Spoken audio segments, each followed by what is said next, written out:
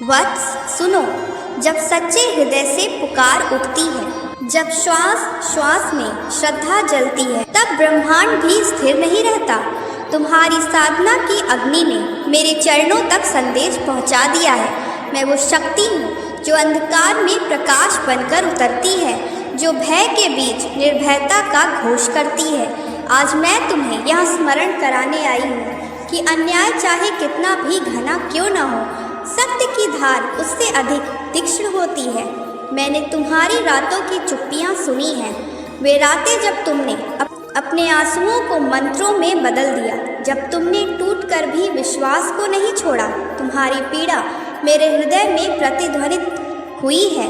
याद रखो, अन्याय का बोझ उठाने वाले ही परिवर्तन के वाहक बनते हैं, और जब परिवर्तन का समय आता है तब मेरी शक्ति स्वयं मार्ग प्रशस्त करती है।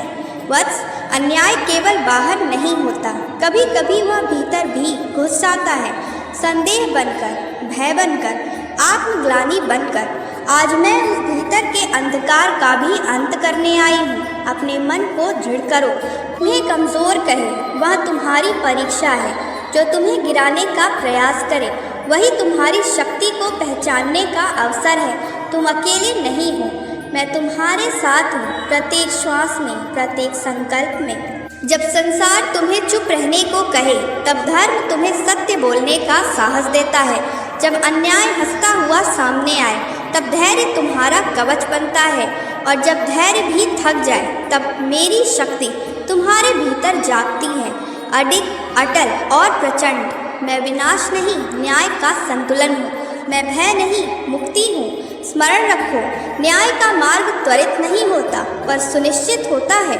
हर कर्म का लेखा है, हर अश्रु का मूल्य है। जो तुम्हारे साथ अन्याय कर रहे हैं, वे स्वयं अपने कर्मों की छाया से नहीं बच पाएंगे।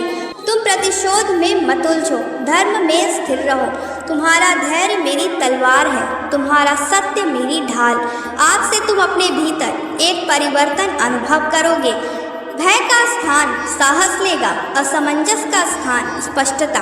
तुम देखोगे कि जिन द्वारों पर ताले लगे थे वे खुलने लगेंगे, जिन राहों पर कांटे थे वो समतल होने लगेंगे। यह सब किसी भी प्रकार का चमत्कार नहीं, बल्कि तुम्हारी साधना की स्वाभाविक फलश्रुति के रूप में होगा।